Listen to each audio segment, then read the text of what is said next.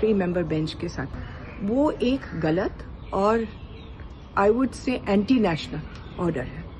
पहले जस्टिस पारदीवाला ने एक ऑर्डर दिया था कि सारे कुत्तों को उठाओ और उनको पिंजरों में डालो। अब जब यहाँ हाय हाय मचा कि कौन से पिंजरे, कौन से शेल्टर्स, कौन सी जगह, करोड़ों करोड़ों रुपए लगेंगे, लाखों लाखों शेल्टर्स बनाने पड़ेंगे, किसके पास पैसा है इस देश में इस चीज के लिए।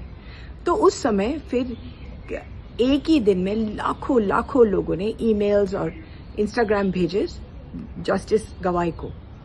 जस्टिस गवाई साहब जो हमारे चीफ जस्टिस हैं, उन्होंने फौरन ही 3 मेंबर बेंच बनाया। अब हमने सोचा कि वो अकलमंदी से सोचेंगे कि क्या हो सकता क्या नहीं हो सकता है। वो तो बिल्कुल ही नहीं हो सकता था, लेकिन ये जो 3 मेंबर बेंच का ऑर्डर है वो तो और भी अजीब है।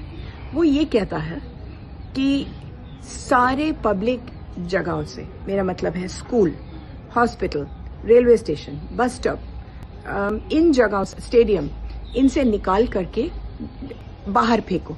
अब कहाँ बाहर फेंके? अगर इस घर में मान लो 3 कुत्ते पले हुए हैं और ये स्कूल है और मैं उनको बाहर निकाल दूं, तो वो 3 कुत्तों को मालूम ही नहीं कहाँ जाए, तो फिर वो पड़ोसियों को काटेंगे, आते जाते बच्चों को काटेंगे, बूढ़ों को काटेंगे। आपने एक ऐसी व्यवस्था अब का ऑर्डर दिया है जिसमें से आपने खतरा पैदा किया है इंसानों के लिए। आपको एनिमल लवर बनने की जरूरत ही नहीं है, आप दुश्मन ही हो जाए जानवर की, लेकिन हम सब लोगों को खतरा नहीं चाहिए सड़कों पर।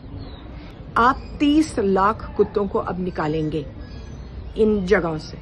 ये 30 लाख कुत्ते आपके सड़कों पर आकर के आपको ही रोकेंगे, गाड़ियों के पीछे भागेंगे, आपको स्कूटर पर पकड़ेंगे। फिर आप क्या करोगे? जब अभी जवाहरलाल नेहरू स्टेडियम से 25 कुत्तों को निकाला गया, 1 हफ्ते के अंदर अंदर 25 और कुत्ते वहां अंदर बैठ गए। फिर इन लोगों को वापस लाना पड़ा।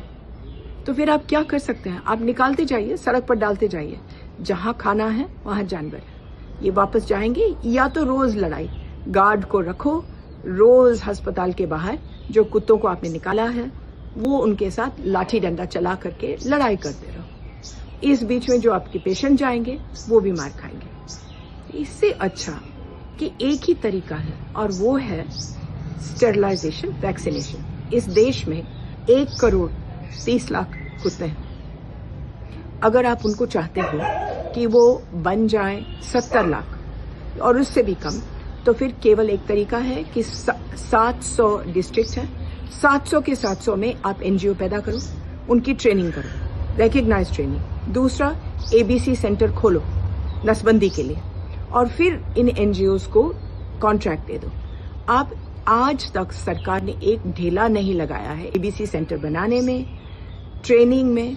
तो फिर क्या ये जजमेंट जो है, ये जजमेंट से मैं समझी नहीं कि क्या होगा। कुत्ते काटते हैं, 100 कुत्ते जो काटते हैं उनमें से 95 कुत्ते वो हैं जो आपने इधर से उठा करके उधर डाला है, रिलोकेट।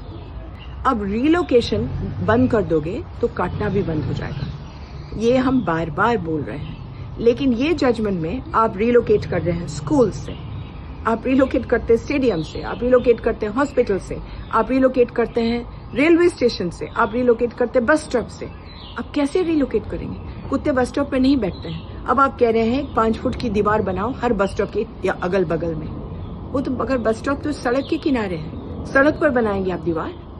रेलवे स्टेशन में 10,000 लोग हर स्टेशन पर जाते हैं रोज के रोज, गेट खुला रहता है। गेट खुला रहेगा तो आप चाहे दीवार 5 फुट की बनाओ या 50 फुट की, कुत्ते तो अंदर जाएंगे ही जाएंगे।